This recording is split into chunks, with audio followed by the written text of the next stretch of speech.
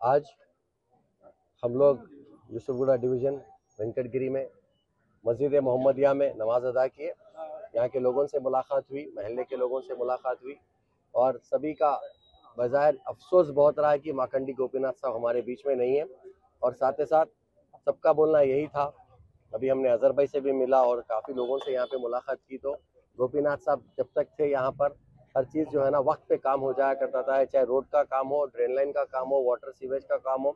जो भी काम है गोपीनाथ साहब बिल्कुल आगे बढ़ चढ़कर, और ख़ासकर त्यौहार जब भी आता था, चाहे वो रमज़ान की ईद हो या फिर जो है ना बदकम्मा फेस्टिवल हो, आगे बढ़ चढ़कर गोपीनाथ साहब जो है ना हम सबको साड़ियाँ देते थे, जो केसीआर साहब की स्कीम थी। लेकिन आज कांग्रेस हुकूमत आने के बाद ये सारे स्कीम्स को बंद कर दिया गया, ना बदकम्मा पे कोई चीरा दी गई,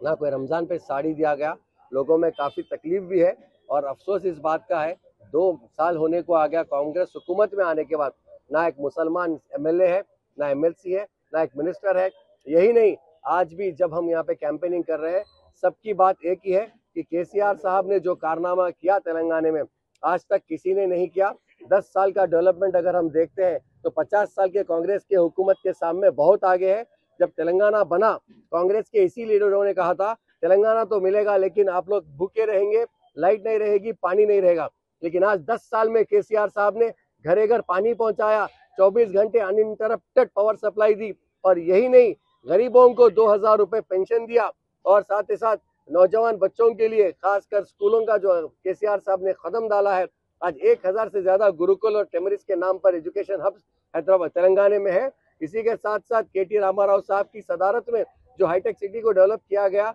आप देखिए, एक नजर अगर उस तरफ से आते हैं तो लोग ये कहते हैं कि हम कोई इंटरनेशनल कंट्री में लग रहा है। तो मैं आप तमाम लोगों से, खासकर हमारे साथ हमारे माकंडी सुनीता मैडम हमारे कैंडिडेट हमारे बीच में भी है, साथ ही साथ हमारे काफी यहाँ के लीडर्स है, कॉर्पोरेटर साहब है, मैं आप सबसे एक ही बात की रिक्वेस्ट करता हूँ कि हमको भारी अक्सरियत से बीआरएस को मजबूत कीजिए, क्योंकि ये इलेक्शन जीतने के बाद बीआरएस या कांग्रेस का कोई फायदा नुकसान नहीं होगा, लेकिन आवाम के लिए एक बहुत बड़ी जो है ना मिसाल होगी, क्योंकि कांग्रेस के हारने के बाद ही कांग्रेस को ये समझ में आ जाएगा कि झूठे वादे कर कर आने के बाद उनको कुछ नहीं मिला और आवाम ने उनको सबक सिखाया। वो 6 गारंटियां पूरी हुई है सब अभी तक खाली लटक रहे हैं हवा में। 6 गारंटी के नाम पर लोगों में जो है ना काफी तकलीफ दे दी है। आज तक अगर हम हिसाब डालें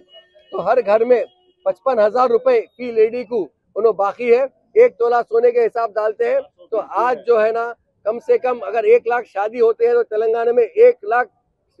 तोला सोने के उन्होंने कर्जदार है। हमारे बच्चों को एक्टिवा गाड़ी देते बोले उसके कर्जदार है, और यही नहीं 2,500 रुपए जो बच्चों को देने का वादा किया उसके कर्जदार है। मेरा रेवंत रेड्डी साहब से एक ही बात बोलना चाहता हूँ, 6 गारंटी 420 वादे, ये पूरे 420 ही काम कर दिए आप। अब यहाँ से आवाम आपको सबक सिखाएगी।